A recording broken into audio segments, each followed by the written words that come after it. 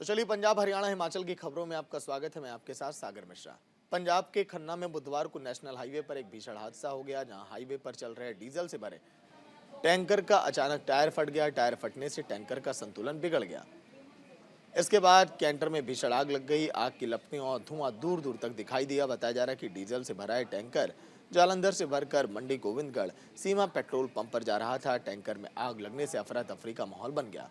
आग पर काबू पाने के लिए खन्ना, मंडी गोविंदगढ़, समराला से फायर ब्रिगेड की गाड़ियां मौके पर पहुंची और आग पर काबू पाया गया। समय रहते ड्राइवर और क्लीनर वहां से निकल गया, जिससे कोई भी उन्हें जान का नुकसान नहीं हुआ।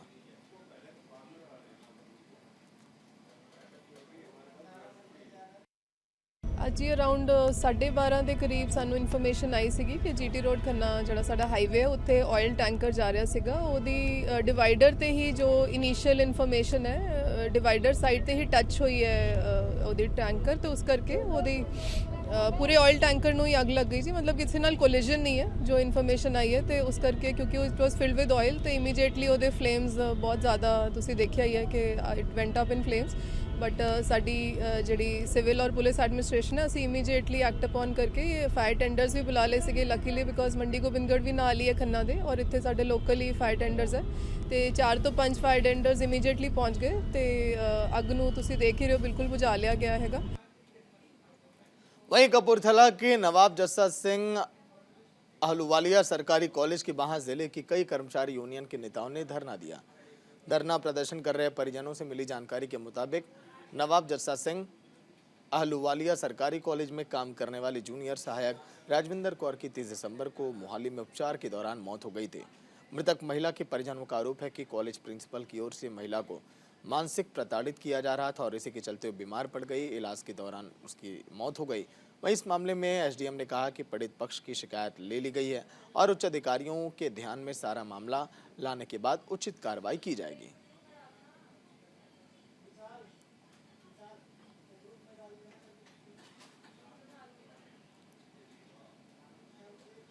ਇਹ ਬਹੁਤ ਹੀ ਮੰਦਭਾਗੀ ਘਟਨਾ ਹੈਗੀ ਹੈ ਕਿ ਇੱਕ ਸਾਡੇ ਮੁਲਾਜ਼ਮ ਜਿਹੜੇ ਹੈਗੇ ਆ ਉਹਨਾਂ ਦੀ ਅਕਸਮਾਤ ਔਰ ਬੇਟਾਈਮੇ ਜਿਹੜੀ ਹੈਗੀ ਹੈ ਮੌਤ ਹੋ ਗਈ ਹੈ। ਬਹੁਤ ਦੁੱਖ ਦੀ ਘਟਨਾ ਹੈਗੀ ਹੈ।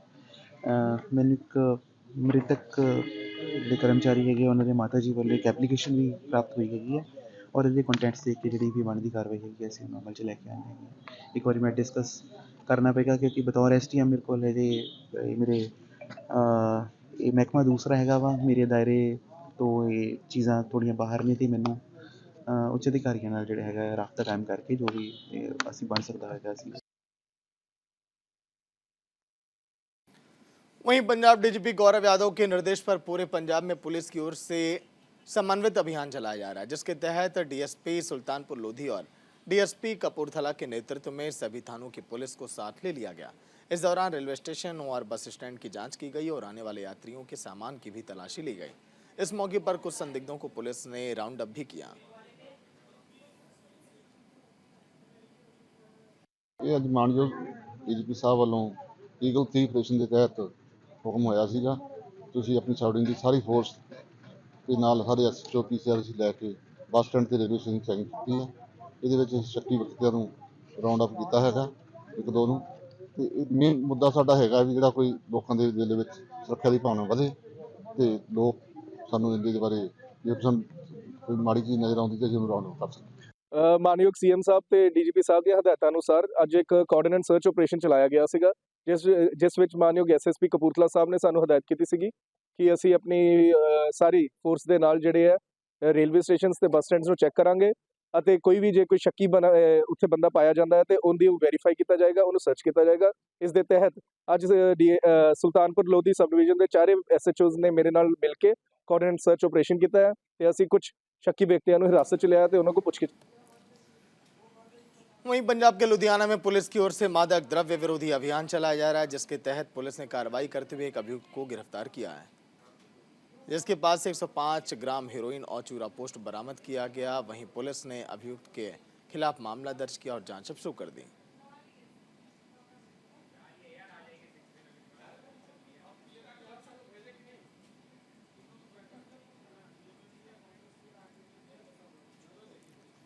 वहीं आगे अब बात करते हैं जहां पर होशियारपुर में स्वास्थ्य विभाग और पुलिस के द्वारा संयुक्त छापेमारी की गई, जिसमें खराब गुणवत्ता वाली 100 बोरी चीनी बरामद करके सील कर दी गई। इस दौरान चीनी का नमूना वहां पर लिया गया और जिला स्वास्थ्य अधिकारी डॉक्टर लखवीर सिंह ने मेटियाना पुलिस की मदद से छापेमारी की और चीनी की एक ट्रॉली बरामद की है। फिलहाल जांच अब शुरू कर दी गई। ਮੈਨੂੰ ਜਿਹੜੇ ਮੁੱਖ ਥਾਣਾ ਅਫਸਰ ਜਿਹੜੇ ਐਸਐਚਓ ਮੇਟੀਆਣਾ ਜਗਜੀਤ ਸਿੰਘ ਹੈਗੇ ਆ, ਇੰਸਪੈਕਟਰ ਸਾਹਿਬ ਸਾਡੇ, ਇਹਨਾਂ ਦਾ ਫੋਨ ਕਾਲ ਗਈ ਆ ਔਰ ਉਹਨਾਂ ਨੇ ਕਿਹਾ ਸੀ ਵੀ ਡਾਕਟਰ ਸਾਹਿਬ ਇੱਥੇ ਟਰਾਲੀ ਇੱਕ ਬੇਲਣਾ ਆ ਫਗਵਾੜਾ ਰੋਡ ਤੇ ਅੱਤੋਵਾਲ ਦੇ ਲਾਗੇ, ਇੱਥੇ ਪੂਰੀ ਖੰਡ ਦੇ ਨਾਲ ਟਰਾਲੀ ਭਰੀ ਹੋਈ ਆ, ਤੁਸੀਂ ਆਓ ਤੇ ਇਹ ਬੇਲਣੇ ਤੇ ਜਿੱਦਾਂ ਪਤਾ ਹੀ ਹੁੰਦਾ ਵੀ ਗੁੜ ਨਹੀਂ ਬਣਾਉਂਦੇ ਲੋਕ, ਖੰਡ ਹੀ ਮਿਲਾ ਕੇ ਵੇਚੀ ਜਾਂਦੇ ਆ ਔਰ ਖੰਡ ਵੀ ਜਿਹੜੀ ਉਹ ਬੜੀ ਘੱਟ ਦਰਜੇ ਦੀ, ਘਟੀਆ ਦਰਜੇ ਦੀ ਲਿਆਉਂਦੇ। ਅਸੀਂ ਆਏ ਆ, ਮੇਰੀ ਫੂਡ ਸੇਫਟੀ ਟੀਮ ਆਈ ਆ, ਮਨੀਸ਼ ਸੋਢੀ ਫੂਡ ਸੇਫਟੀ ਅਫਸਰ, ਨਰੇਸ਼ ਕੁਮਾਰ ਸਾਡੇ, ਹੁਸਨ ਲਾਲ ਜੀ ਸਾਡੇ ਪਾਇਲਟ ਸਾਡੇ ਨਾਲ ਆ ਤੇ ਅਸੀਂ ਇੱਥੇ ਆ ਕੇ ਵਾਕਿਆ ਹੀ ਦੇਖੀ ਆ, ਜਗਜੀਤ ਜੀ ਇਹਨਾਂ ਦੀ ਸਾਰੀ ਪੁਲਿਸ ਪਾਰਟੀ ਨਾਲ ਆ। ਸੋ ਜਦੋਂ ਇੱਥੇ ਆ ਕੇ ਦੇਖਿਆ ਤੇ ਖੰਡ ਦੇ ਸੈਂਪਲ ਇਸ ਬੰਦੇ ਨੇ ਮੰਨਿਆ, ਨੀਟੂ ਨੇ, ਇਹ ਸਾਂਵਲੀ ਦਾ ਪਿੰਡ ਵੀ ਇਹਨੇ ਦੱਸਤਾ ਸਾਰਾ ਮੈਨੂੰ। वहीं केंद्रीय गृह सचिव Ajay Bhalla all India motor transport Congress के पदाधिकारियों के साथ बैठक की। इस दौरान बैठक के बाद उन्होंने कहा कि नया कानून अभी लागू नहीं हुआ है। भारतीय दंड संहिता की धारा 106/2 के लागू होने से सबसे पहले all India motor transport Congress के लोगों से बात करेंगे, इसके बाद ही कोई निर्णय लिया जाएगा। उन्होंने कहा कि 10 साल की सजा और जुर्माने के प्रावधान को फिलहाल लागू नहीं किया जाएगा। सरकार के इस फैसले के बाद ट्रांसपोर्ट कांग्रेस ने भी कहा कि हड़ताल वापस होगी। ट्रांसपोर्ट एसोसिएशन ने भी ट्रक ड्राइवरों से अपील की है कि वे काम पर लौट जाएं।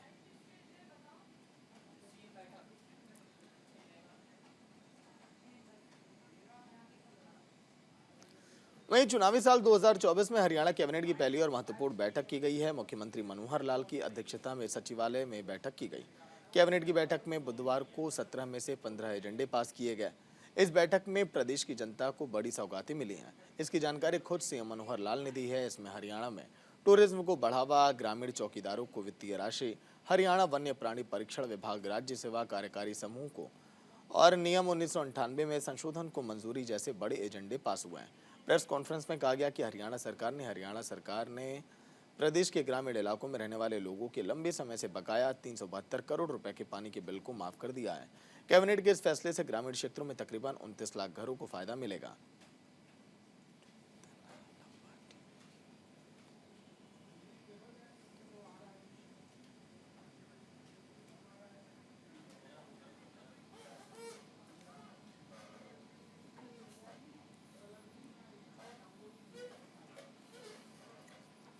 तो जसवीर सिंह संवाददाता लाइव जुड़े हैं पूरी जानकारी के साथ। जसवीर, प्रदेश की जनता को देखिए बड़ी सौगात मिली और चुनाव करीब है, ऐसे में ये एजेंडे कितने अहम साबित हो सकते हैं सरकार के लिए?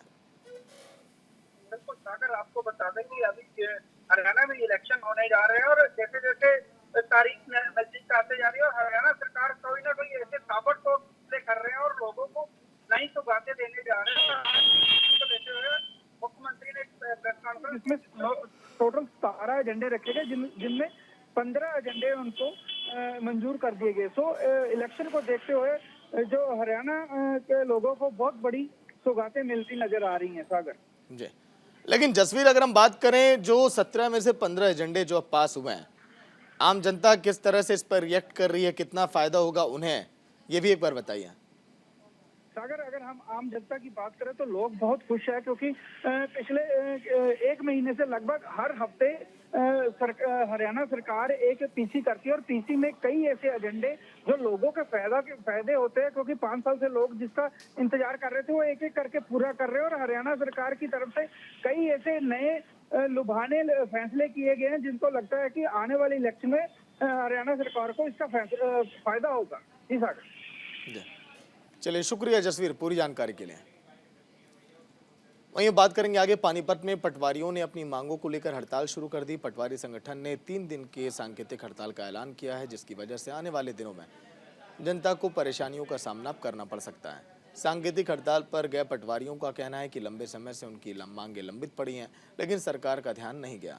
पटवारी संगठन के मुताबिक उनकी मांग है कि उनकी तनख्वाह में जो विसंगति की गई है उसमें बदलाव किया जाए, उनका पे स्केल बढ़ाया जाए। पटवारियों ने अपनी मांगों का जिक्र करते हुए बताया कि लंबे समय से नायब तहसीलदार की भर्ती नहीं की गई, जिसकी वजह से पटवारी का प्रमोशन भी रुक गया। इसके अलावा विभाग में खाली पड़े पदों पर जल्द से जल्द बेरोजगार युवाओं की भर्ती की जाए। पुरानी पेंशन नीति की मांग करते हुए कहा गया कि सरकार को पुरानी पेंशन नीति भी बहाल करनी चाहिए। हमारी जो हड़ताल है इसको करने के लिए हम सरकार ने, हरियाणा सरकार ने विवश कर दिया है। सरकार को पिछले साल भी हमने धरना दिया था, मुख्यमंत्री साहब ने हमारी कार्यकारिणी को आश्वासन दिया था, वो हमने मांग मान ली थी। भाई हम सरकार का हिस्सा है, हम किसी को परेशान नहीं करना चाहते। सरकार ने कहा भाई आपका पे ग्रेड ठीक कर दिया जाएगा, हमारी मांग के अनुरूप, हमारे कार्य के अनुरूप वो नहीं किया। हमने उसमें भी सब्र कर लिया, कोई बात नहीं भाई सरकार है, दे दिया, हम संतुष्ट हो गए। उसको भी ऐसा दिया, वो दिया और ना दिया बराबरी कर दिया। अब उन्होंने क्या किया भाई, हमने कहा 2016 से लागू कर दो, और 16 से लागू नहीं किया, 2023 से कर दिया। इससे हमारे बहुत सारे पटवारी हैं उससे वंचित रह गए, किसी प्रकार का उसमें कोई हमें लाभ नहीं हुआ है। वो विसंगति को लेकर के हम उसी दिन से। तो जसवीर लाइव जुड़े हैं पूरी जानकारी के साथ। जसवीर, क्या लग रहा है, सांकेतिक हड़ताल का यहाँ पर ऐलान किया गया, कितना इसका प्रभाव पड़ेगा और क्या हड़ताल लग रहा है कि इनकी मांगों को माना जाएगा हड़ताल के बाद? कुछ रिएक्शन? सागर, आपको बता दें पिछले 2022 में भी पटवारी ने हड़ताल की थी और लंबे समय से हड़ताल पे गए थे, जिसको लेते हुए सरकार रुकने पे आ गई थी और सरकार ने उनकी कई मांगे भी मान ली थी। पर जो पटवारियों का कहना है कि उन्होंने हमारी मांगे तो मान ली, पर जो उन्होंने मांगे हमारी मानी है वो उनसे हम संतुष्ट नहीं है, क्योंकि जो उन्होंने पे स्केल मांगा था वो 2016 से मांगा था, पर जो सरकार ने दिया है 2023 से लागू किया है, जिससे लेके सारे पटवारी अभी दोबारा स्ट्राइक पे आ गए। और पटवारियों का ये भी कहना है कि बड़ी लंबे समय से पटवारियों की भर्ती नहीं की गई और पटवारियों की संख्या बहुत कम है, जिसकी वजह से उनको काम ज्यादा करना पड़ रहा है। तो ऐसे कई पटवारियों की मांगे को लेकर पटवारियों ने दोबारा मोर्चा खोल दिया और 3 दिन की उन्होंने ये हड़ताल रखी और लोगों को इसकी बहुत सी परेशानियों का सामना करना पड़ रहा है। जी सागर। चलिए, शुक्रिया जसवीर पूरी जानकारी के लिए। वहीं अगर बात करें तो हर हफ्ता यहाँ पर देना पड़ता है। कई पीड़ित यहाँ पर कहे दुकानदार, उनसे अगर मना किया जाता है तो मारपीट तक शुरू कर दी जाती है। करनाल में देखिए हड़ताल यहाँ पर देखी गई, 112 को फोन किया गया, जिसके बाद वहाँ पर टीमें पहुंची, हिट एंड रन कानून को यहाँ पर वापस लिया जाए, इस तरह की बातें यहाँ पर कही गई। हड़ताल का असर यहाँ पर करनाल में भी दिखाई दिया। हड़ताल अभी जो कल वो प्रोग्राम करके आए हैं, उससे जो भी उन्होंने फैसला लिया है उससे हमारे जितने भी ट्रक यूनियन के साथी हैं, हमारी अदर एसोसिएशन है, वो सेटिस्फाई नहीं है। पता नहीं किस माहौल में उन्होंने, किस प्रेशर में वहाँ जा करके कंडीशन से हाँ भर दी है, लेकिन कोई भी मतलब इससे पंजाब में, अदर स्टेटों में कोई भी एसोसिएशन वाला इससे एग्री नहीं है, तो इसलिए इसको रेगुलर चलाया जाएगा। एक अपने अमृतपाल मैदान थे, वहाँ पे 2 साथी और थे उनके साथ, ऑल इंडिया मोटर कांग्रेस के प्रधान जी थे, तो उन्होंने पता नहीं किस माहौल में मीटिंग करके ये ऐसा गलत फैसला ले लिया है। तो ड्राइवरों की लाइफ का सवाल है, इसलिए हमारी सभी एसोसिएशन और ड्राइवर भाईचारा दोबारा से स्ट्राइक के लिए एग्री है और तैयार है। तो चलिए खबरों में बात अब करेंगे फरीदाबाद की, जहां पर सीसीटीवी फुटेज सामने आया। फरीदाबाद के वल्लभगढ़ में हफ्ता वसूली देने से मना करने पर बदमाशों ने दुकानदार पर जानलेवा हमला बोल दिया। इस हमले में घायल दुकानदार विकास सिंगला ने जानकारी देते हुए कहा कि बीते 1 जनवरी की रात स्कॉर्पियो से कुछ बदमाशों ने हमला किया।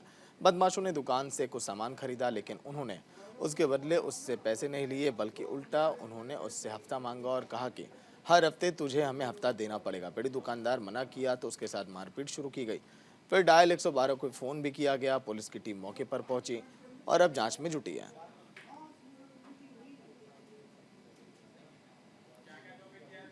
फिलहाल सीसीटीवी फुटेज को कब्जे में लिया गया और जांच अब शुरू की गई।